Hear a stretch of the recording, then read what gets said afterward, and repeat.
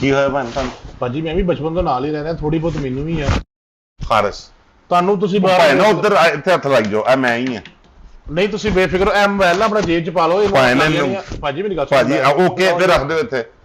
ਯਾਰ ਉਹ ਸ਼ੁਗਰ ਦੀ ਗੱਲ ਦੱਸਾਂ ਭਾਜੀ, ਹਾਂਜੀ ਉਹ ਨਾ ਇੱਕ ਸਿੱਖ ਨਾ ਸਫ਼ਰ ਕਰਨ ਡਿਆ। ਅੱਛਾ। ਉਹ ਤੇ ਹੱਸੀ ਜਾ ਰਿਹਾ ਉਹ ਨਾਲ ਦਾ ਕਹਿੰਦਾ ਉਹ ਯਾਰ ਤੂੰ ਹੱਸੀ ਕਾਹਤੋਂ ਜਾਣ ਡਿਆ?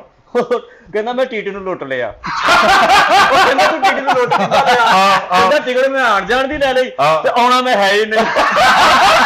ਨਹੀਂ ਭਾਈ ਨਹੀਂ ਓਕੇ ਡਨ ਹੋ ਗਿਆ, ਹੋ ਗਈ ਹਾਜ਼ਰੀ, ਹੋ ਗਈ ਭਾਜੀ ਹੱਥ ਸਿੱਟੀ ਦਾ ਹੁੰਦਾ। ਨਹੀਂ ਜਦੋਂ ਐਦਾਂ ਦਾ ਮਸਲਾ ਹੋਵੇ ਹੱਥ ਸਿੱਟਣ ਵਾਸਤੇ ਬੰਦਾ ਘਰੋਂ ਲੈ ਕੇ ਆਈਦਾ ਹੁੰਦਾ। ਅੱਛਾ ਭਾਜੀ ਹੁਣ ਗੱਲ ਇਹ ਆ ਕਿ ਅਸੀਂ ਤੁਹਾਡਾ ਟਾਈਮ ਬਹੁਤਾ ਨਹੀਂ ਲਵਾਂਗੇ।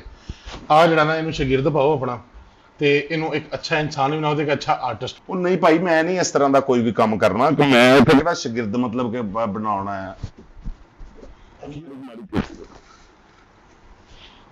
ਉੱਤੇ ਮਾੜੀ ਉੱਤੇ ਆਹ ਮਾੜੀ ਉਹ ਜੀ ਹੂ ਬਹੂ ਮੇਰੇ ਵਾਲੀ ਜਗ੍ਹਾ ਤੇ ਖਾ ਜਾ। ਹਾਂ ਬਸ ਓਕੇ ਸਰ, ਮੈਂ ਫਿਰ ਕੋਈ ਬੰਦੇ ਕਰਨ ਨਹੀਂ ਬੈਠਾ ਆ ਤੇ ਨਾ ਮੇਰਾ ਕੋਈ ਐਸਾ ਮਾਮਲਾ ਹੈ।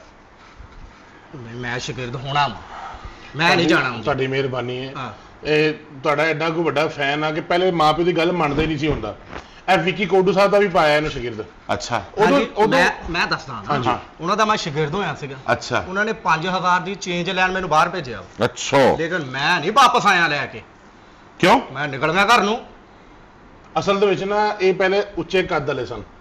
ਹਾਂਜੀ ਉਹ ਵਿੱਕੀ ਕੋਡੂ ਸਾਹਿਬ ਇਸ ਗੱਲ ਤੇ ਗੁੱਸਾ ਕਰਕੇ ਕਿ ਉਸਤਾਦ ਦਾ ਕੱਦ ਛੋਟਾ ਹੋਵੇ ਤੇ ਸ਼ਾਗਿਰਦ ਉਸ ਤੋਂ ਉੱਚਾ ਹੋਵੇ, ਉਹਨਾਂ ਨੇ ਥੱਲੋਂ ਲੱਤਾਂ ਵੱਢ ਦਿੰਦੀਆਂ। ਇਹ ਤਾਂ ਬਾਅਦ ਚ ਪੈਰ ਲਵਾਇਆ ਨਿੱਕੇ ਜਿਹੇ ਲਾਟੂ ਵਰਗੇ ਤੇ ਫੇਰ ਜਾ ਕੇ ਥੋੜਾ ਤੁਰਨ ਫਿਰਨ ਨੂੰ ਹੋਇਆ। ਆ ਵੇਖ ਲਓ, ਨਹੀਂ ਯਕੀਨ ਤੇ ਭਾਜੀ ਆ ਵੇਖ ਲਓ, ਆ ਵੇਖ ਲਓ ਇੰਜ